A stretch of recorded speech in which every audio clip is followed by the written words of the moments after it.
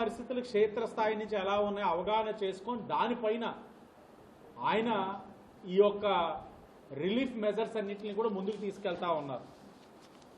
కేంద్రం నుంచి ఎన్డీఆర్ఎఫ్ బృందాలు, హెలికాప్టర్స్, మీరు చూసినట్లే ఉండుంటారు, డ్రోన్స్ తోటి కూడా ఫుడ్ ప్యాకెట్స్ కొన్ని అందని ప్రాంతాలకు అందించే కార్యక్రమం కూడా మనం చేస్తూ ఉన్నాం. అంటే ఎన్ని ఆపర్చునిటీస్ ఉన్నాయో అన్ని విధాలుగా కూడా అన్వేషించి ప్రజలకి ఇబ్బందులు కలగకుండా ఏ విధంగా ఈ యొక్క సంక్షోభంలో వాళ్ళని ఆదుకోవాలన్న దాని మీదే ఎన్డీఏ కూటమి పనిచేస్తూ ఉంది. మీరు చూస్తే రీహాబిలిటేషన్ సెంటర్స్, పునరావాస కేంద్రాలు అనేకం పెట్టుకున్నాం. సుమారు ఒక 30 నుంచి 40 మంది ఐఏఎస్ ఆఫీసర్స్ని మనం ఎక్కడికక్కడ పాకెట్స్కి ఇన్ఛార్జీల కింద తీసుకున్నాం. వాళ్ళపైన స్టేట్ లెవెల్ ఆఫీసర్స్ని మళ్ళీ వాళ్ళ మీద రివ్యూకి పెట్టుకున్నాం. ఈ ఐఏఎస్ ఆఫీసర్స్తో పాటు ఎన్డీఏ కూటమి ప్రజాప్రతినిధులు కూడా కొంతమంది అక్కడ పనిచేస్తూ ఉన్నారు. ఎన్డీఏ కూటమి పార్టీ నాయకులు అక్కడికి వచ్చి పనిచేస్తూ ఉన్నారు. అందరూ కలిసికట్టుగా ఈ కార్యక్రమాన్ని ప్రజలకి ఏ విధమైన ఇబ్బందులు కలగకుండా చేసే బాధ్యత మేము తీసుకుంటా ఉంటే, మొన్ననే వచ్చాడు ప్రధాన ప్రతిపక్ష పార్టీ హోదా రాని పులివెందుల ఎమ్మెల్యే జగన్మోహన్ రెడ్డి గారు. చంద్రబాబు నాయుడు గారికి ధన్యవాదాలు తెలపాలి. ఎప్పటికైనా ఆయన పరదాలు లేకుండా ప్రజల్లో తిరుగుతూ ఉన్నారు. సరే, వచ్చిన వారు ఏం చెప్పాలి? మీకు ప్రధాన ప్రతిపక్ష పార్టీ హోదా కూడా రాలా, అడుగుతూ ఉన్నారు. అది రావాలనంటే ఎలా ప్రవర్తించాలి? ప్రతిపక్ష పార్టీ నాయకుడిగా మీరు ఏ విధంగా ప్రవర్తించాలి? ఇది మేము చెప్పాలా? అక్కడికి వచ్చి మహిళలను అడుగుతూ ఉన్నారు. మీకు అందిందా అని అడగడం పోయి మీకేం అందలేదు కదా, ఏమి చేయట్లేదు కదా అని అడుగుతూ ఉంటే ప్రజలు తిరిగి సమాధానం ఇస్తూ ఉన్నారు. పీకల లోతు నీట మునిగిన తర్వాత వాళ్ళు చేయాల్సింది ఏం చేయాలో చేస్తున్నారు అని. కేవలం రాజకీయమే చేయడానికి ఈ రోజున ఆయన పులివెందుల ఎమ్మెల్యే గారు ఈ రోజున విజయవాడకి పర్యటించారు. కేవలం రాజకీయమే. 3 నెలల్లో మీకేనా అధికారం ఇచ్చేస్తారా ప్రజలు? రాదు కదా. రానప్పుడు రాష్ట్ర ప్రజలు ఇంత ఇబ్బందుల్లో ఉంటే మీరేం చేయాలి? మీరు ఇచ్చే సూచనలు మేమేం తీసుకోమని చెప్పామా? బాధ్యత కలిగిన నాయకుడైతే మీరు ఇంకా కొన్ని దూర ప్రాంతాలు అందట్లేదని చెప్తా ఉన్నారు. మంచినీళ్ళు కానీ భోజన ప్యాకెట్లు కానీ ఎక్కడ అందట్లేదో మీరు చెప్పాలి. అక్కడ ఇంకా అందట్లేదు, మీరు ఇంకా అక్కడికి వెళ్ళి పని చేయాలి. ఇంకా సీఎం రిలీఫ్ ఫండ్స్కి డొనేషన్స్ కోసం అభ్యర్థించండి. ఇలా నిర్మాణాత్మకమైన సూచనలు ఇవ్వడం పోయి టీడీపీ వారి వల్లనే ఫ్లడ్లు వచ్చినాయి. చంద్రబాబు నాయుడు గారు ఇల్లు నీట మునకూడదు కాబట్టి నీటిని ఇలా డైవర్ట్ చేసేశారు.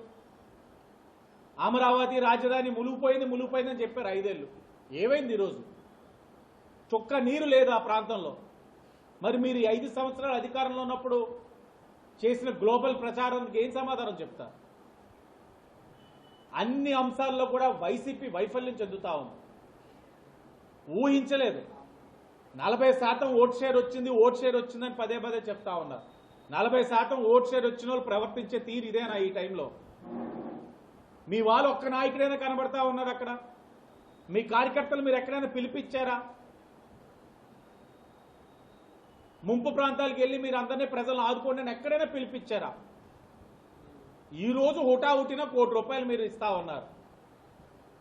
5 సంవత్సరాలు ల్యాండ్, శాండ్, వైను, మైను దోచుకున్న వారు మీరు ₹1 కోటి ఇస్తా ఉంటే, ఓ పక్కన పవన్ కళ్యాణ్ గారు డిప్యూటీ సీఎంగా 10 సంవత్సరాలు పార్టీని పోషిస్తూ ఆయన ₹1 కోటి ఈరోజు సీఎం రిలీఫ్ ఫండ్కి ఇచ్చారు.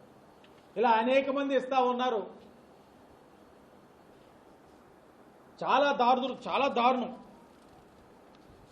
ఈ రోజున అక్కడున్న ప్రజలందరూ ఒకటే చెప్తా ఉన్నారు. ఈ యొక్క డిజాస్టర్లోని మేనేజ్ చేసిన విధానం బట్టి God of disaster management Nara Chandrababu Naidu గారు.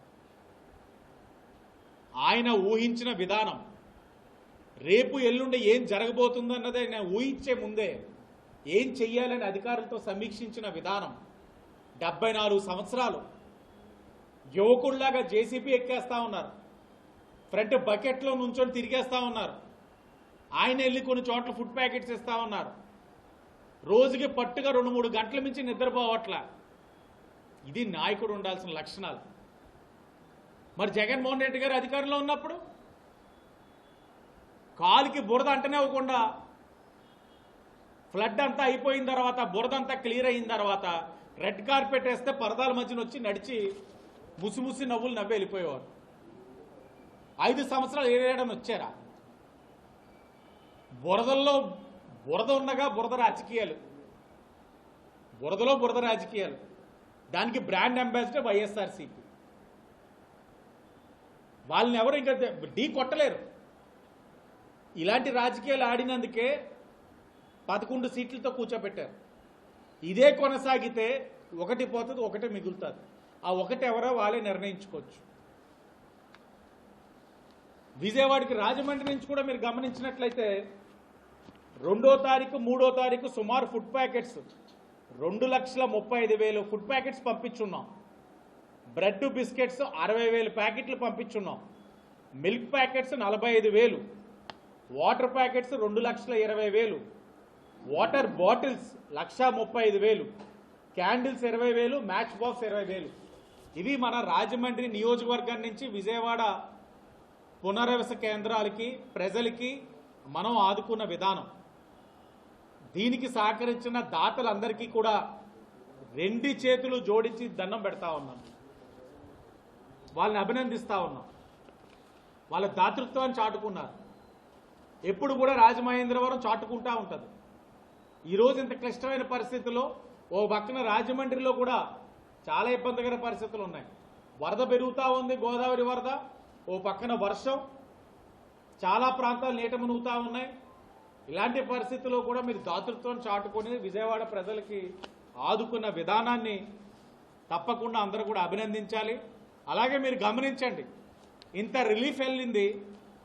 ఈ రిలీఫ్ కార్యక్రమంలోనే ఎక్కడా కూడా నేను రాలా. నేను దగ్గరుండి ప్యాకెట్లు నేనే ప్యాక్ చేసేసి నా భుజాల మీద వేసేసుకొని ఆ వ్యాన్లోనో లేకపోతే దేంట్లో అయితే వేసేసి ఒక 100 మీటర్లు డ్రైవ్ చేసేసి ఇలాంటివి నేనేమీ చేయలే. యంత్రాంగం వాళ్ళ పనాలు చేయమన్నా, ఆదుకోవడం ముఖ్యం. ఆ కార్యక్రమే చేయమన్నా. నన్ను రమ్మన్నా కూడా కాదు, మీరు చెయ్యండి అన్నారు. అదే మాకు గత పాలకులు ఉన్న మధ్యన వ్యత్యాసం. గత పాలకులే ఉండుంటే ఈ పాటికి ఓ రీల్ అడిపోయేది, ఓ పబ్లిసిటీ స్టంట్ వెళ్ళిపోయేది. ఆ రీల్కి బూస్టింగ్ చేసుకునేవారు. వీలే రాజమహేంద్రవరం ద్వారా విజయవాడలో ప్రజల ప్రాణాలు కాపాడినట్లు, ఆకలి తీర్చినట్లు పబ్లిసిటీ స్టంట్ ఇక్కడ పడేది. ఆ స్టంట్ ఎవరు చేస్తారో, పబ్లిసిటీ ఎవరికి పిచ్చి ఉందో మీకు తెలుసు. మాకు ఆ పిచ్చ లేదు కాబట్టి చేయాల్సిన కార్యక్రమం చేసుకుంటూ వెళ్తా ఉన్నాం. ప్రజలను ఆదుకుంటా ఉన్నాం విజయవాడలో. అలాగే రాజమండ్రిలో కూడా ఇప్పుడే అన్నీ కూడా చూసి వచ్చాం. గౌరవ ఎస్పీ గారు, కలెక్టర్ గారితో ఉదయం 6 గంటల నుంచే రివ్యూ చేసుకుంటూ వస్తూ ఉన్నాం. కొన్ని ప్రాంతాలు నీట మునుగుతూ ఉన్నాయి, ఇబ్బందుల్లో ఉన్నారు. వాళ్ళందరికీ కూడా ఫుడ్ ప్యాకెట్స్ అందించడంతో పాటు నిత్యావసర సరుకులు కూడా ఏదైతే అవసరాన్ని బట్టి అందించే కార్యక్రమం కూడా చేస్తూ ఉన్నాం. నల్లా ఛానల్ ఏదైతే ప్రధానంగా నగరంలోని నీరంతా కూడా గోదావరికి వెళ్ళే ఛానల్ ఏదైతే ఉందో అక్కడ కూడా స్టాండ్ బై కింద మోటార్స్ అన్నీ పెట్టుకోండి అంటే ఇక్కడ ఉన్న మోటార్లన్నీ కూడా విజయవాడకి తరలించడం జరిగింది. అక్కడ అవసరాలు రీత్యా ఇది ఊహించని పరిణామం. ఇందాకే కొవ్వూరులో ఒక వెండర్తో మాట్లాడాం. ఆయన సాయంత్రం కల్లా మోటార్ బిగిస్తా అన్నాడు. అది కూడా బిగించి మనం అప్రమత్తంగా ఉన్నాం. ప్రజలకు ఏ విధమైన ఇబ్బందులు కలగకుండా మనం అయితే అప్రమత్తంగా ఉన్నాం. ఎక్కడికక్కడ పాయింట్స్ పెట్టుకుని ఉన్నాం. ఎక్కడైతే నీట మునుగుతుందో సెక్రటేరియట్ తోటి మ్యాచ్ చేసి వాళ్ళు అక్కడ ఎవరైతే ప్రజలకి అవసరాలు ఉన్నాయో అవసరాలన్నీ కూడా సెక్రటేరియట్ నుంచి పైన ఏడీసీ గారి వరకు వచ్చి అక్కడి నుంచి మీరు రివ్యూ చేసే కార్యక్రమం కూడా చేస్తూ ఉన్నామని తెలియజేస్తూ ప్రజలకు విజ్ఞప్తి చేస్తూ ఉన్నాం. రాబోయే 2 రోజులు కూడా వర్షాలు ఉన్నాయి, నీట మునిగే పరిస్థితులు కనబడతా ఉన్నాయి. మీరు అప్రమత్తంగా ఉండండి. మీకు ఎక్కడికక్కడ సెక్రటేరియట్ అడ్మిన్స్ ఉంటారు, వాళ్ళందరూ కూడా మీ యొక్క అవసరాలు తెలుసుకుంటారు, మీ ఇబ్బందుల్ని గమనిస్తారు. అలాగే మీరు కూడా మీ నిత్యావసర వస్తువులన్నీ కూడా పెట్టుకోండి. క్యాండిల్స్ కానీ, మ్యాచ్ బాక్సెస్ కానీ, పెద్దవారు ఉంటే పాల ప్యాకెట్లు కానీ, బ్రెడ్ కానీ మీరు పెట్టుకున్నట్లయితే ఇబ్బందులు రాకుండా జరుగుతాయి. అలాగే మేము కూడా ఎప్పటికప్పుడు అందుబాటులో ఉంటాం. గౌరవ కలెక్టర్ గారు అందుబాటులో ఉంటారు. మేమందరూ కూడా ఏ సమస్య వచ్చినా ఈ వర్షంతో వరదతోటి సంబంధం లేకుండా మీ దగ్గర ప్రత్యక్షం అవుతాం. మా ఎన్డీఏ కూటమి నాయకులు కూడా ఉన్నారు, ఎక్కడికక్కడ కమిటీస్ వేసుకున్నాం, వాళ్ళు కూడా అప్రమత్తంగా ఉంటారు. ఏ సమస్య వచ్చినా కూడా పరిష్కరించడానికి వాళ్ళు కూడా అందుబాటులో ఉంటారు. ధన్యవాదాలు.